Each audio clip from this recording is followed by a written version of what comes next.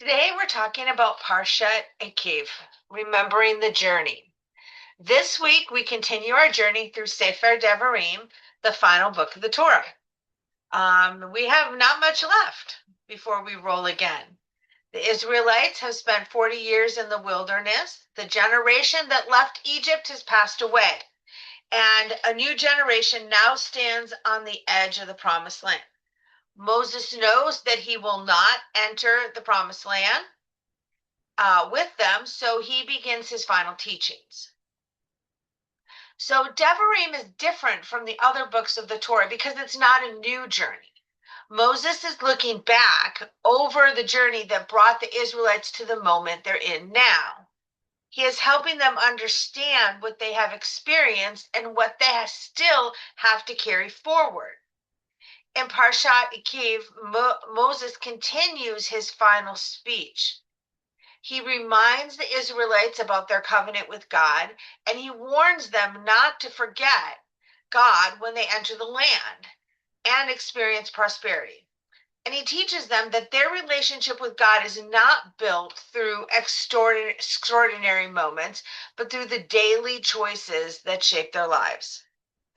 So the Parsha begins, V'haya ikev tishme'un et hamishpatim ha'ele Ushamartem va'asitem otam. And it shall be because you listen to these laws and observed and do them. So the word ikev is unusual. It can mean because, but it also is connected to the Hebrew word for heal.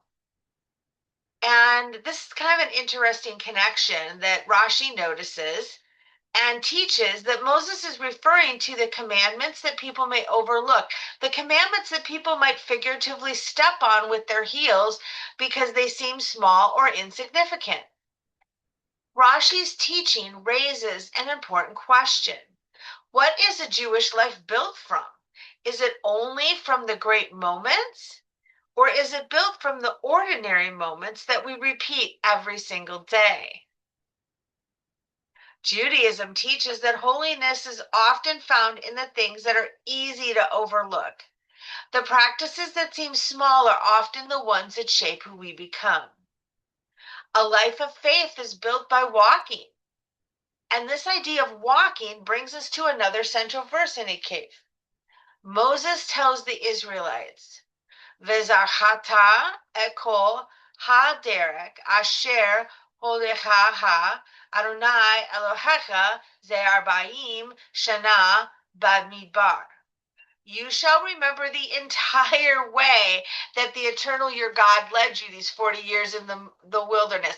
Just remember that. You should remember the entire way.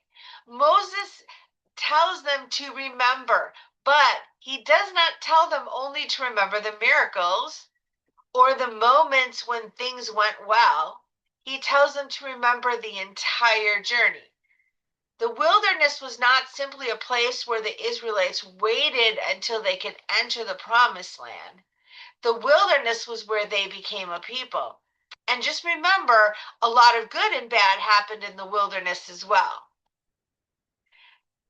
The Rambam teaches that the wilderness experience taught Israel dependence on God. They learned that they could not rely on their own strength. The journey itself was part of their formation. Otherwise, the journey would have lasted 2 years. This is one of the deepest lessons of Devarim. The goal is important, but the journey changes us. The experiences we go through shape who we become. Moses then reminds the Israelites of the manna they received in the wilderness. Ki lo ha lechem levado yihyeh ha-adam. Human beings do not live by bread alone, but by everything that comes from the mouth of God. Moses is not saying that bread is unimportant. Human beings need that food and the physical sustenance. He gave them manna every single day. But he is teaching that survival alone is not enough. People need meaning. They need purpose. They need a relationship with something greater than themselves. I kind of also wonder if he's reminding them or teaching them that pretty soon the manna is not going to come anymore. The Israelites had experienced miracles in the wilderness. They had manna from heaven and God's presence among them. But Moses understood that a lasting relationship with God could not depend on those miraculous moments. No longer were the clouds going to be in the sky leading him. No longer would their food be able to be picked up every morning. Perhaps that is why Eikev begins with the heel. The heel is not the most celebrated part of the body. We usually think of the head as the place of wisdom and heart where we have our emotion. But the heel allows us to move forward. A person can't walk without a heel, or not walk very easily without a heel. A Jewish community cannot move forward without the small acts of faithfulness that sustain it. As I have studied Devarim this year, one of the things that has stood out to me is the way Moses' roles change. At the beginning of the story, Moses is the leader who acts on behalf of the people. He confronts Pharaoh. He brings them out of Egypt. He leads them through moments of crisis. He had a slow start, but when he got going, he was strong and he did his job. By the end of his life, Moses understands that his greatest responsibility is different. Like the elder statesman, his task is to prepare the people to continue in the journey. Moses will not complete the entire journey himself. He knows that. But he knows that that does not mean he is done with his work.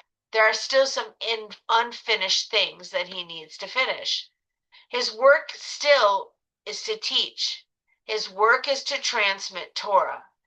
His work is to transmit a story and explain what they went through means. His work through those stories is to prepare the next generation.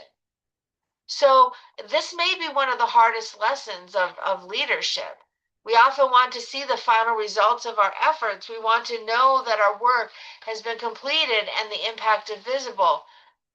But Moses will never see that end.